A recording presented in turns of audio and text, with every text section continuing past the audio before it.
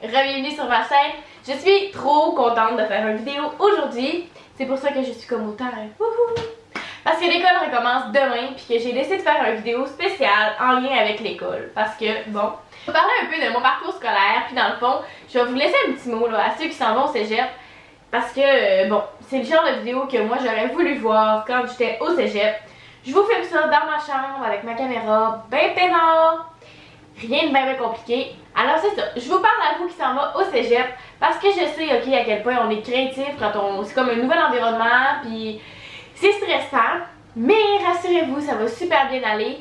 Puis c'est sûr que je vous le souhaite ok de faire votre parcours de cégep en ligne droite, genre commencer dans un programme, finir dans votre programme, commencer en sciences humaines, terminer à l'université, trouver ce que vous voulez faire puis c'est la fin. Mais faut être réaliste, ok? C'est pas ça pour tout le monde. Exemple, c'est pas ça pour moi, c'est pas ça pour plein de monde.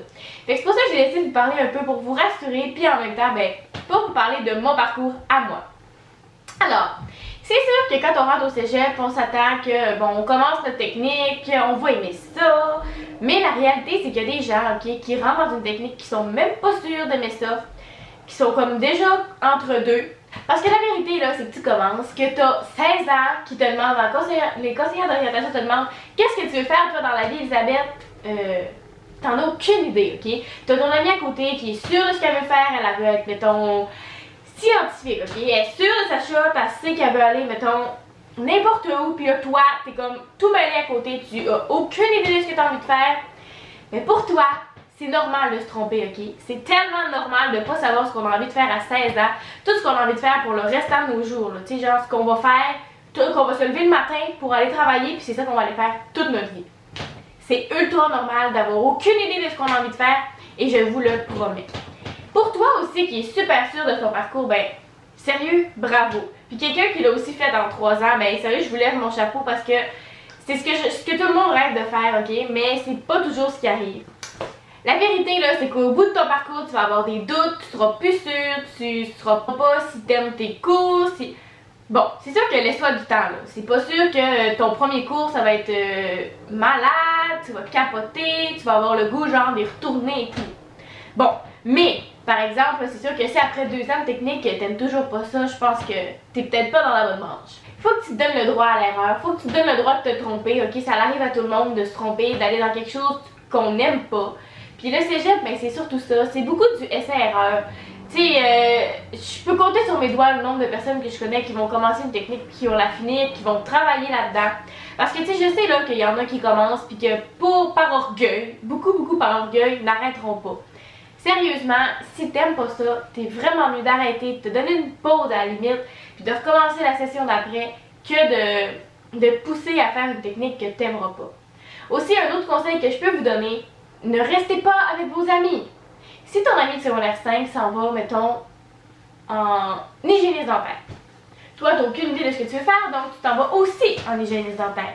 Mais non, voyons. Il faut que tu penses à toi. Il faut que tu penses à ce que toi t'aimes, c'est quoi tes goûts, c'est quoi que tu as envie de faire. Parce que je vous jure que faire un métier que t'aimes pas toute ta vie, c'est vraiment long. Je pense aussi que c'est quelque chose qu'il faut que tu prennes le temps de penser. C'est pas une décision qui se prend sur le coin de ta table, genre, ben peinard, ouh, je m'en vais, mettons, en soins infirmiers. Moi, je vais vous raconter mon histoire parce que peut-être que ça va comme vous aider puis vous pister pour votre votre décision ou peut-être vous aider à aimer le cégep, genre. Là, 2 ans, j'ai commencé en soins infirmiers. J'étais de ces personnes qui disaient, moi, je vais faire mon DEC en 3 ans, je vais aller à l'université, puis je vais travailler dans mon domaine. Ben oui, j'étais ce genre de personne-là, je comprenais même pas les gens qui lâchaient.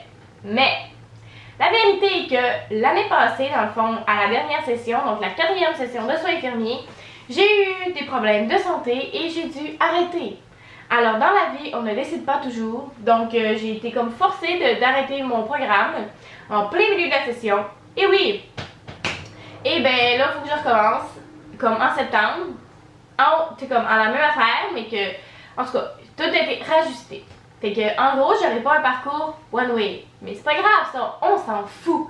C'est tellement pas grave parce que le but, là, dans le fond, c'est juste 3 ans de ta vie, là. C'est pas long, 3 ans. Des fois 4, là, mettons que tu fais comme moi, là, en 4 ans.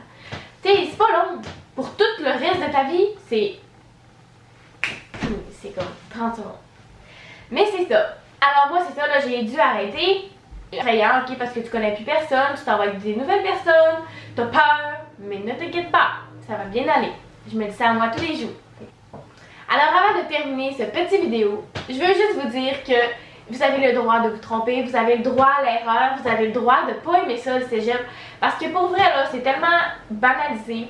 Genre, si toi là t'as envie de faire un DEP puis que ça serait ça qui te rendrait heureuse, ben fais-le. On s'en fout des préjugés du genre un DEP c'est moins bon qu'un cégep. Voyons donc là, le nombre de personnes qui sont payées plus cher au DEP qu'au cégep. Sérieux, fie-toi à toi, fie-toi à tes goûts, fie-toi à ce que t'aimes. Puis là-dessus, ben, je vous souhaite une bonne rentrée scolaire, puis ben, on se revoit dans une prochaine vidéo. Salut!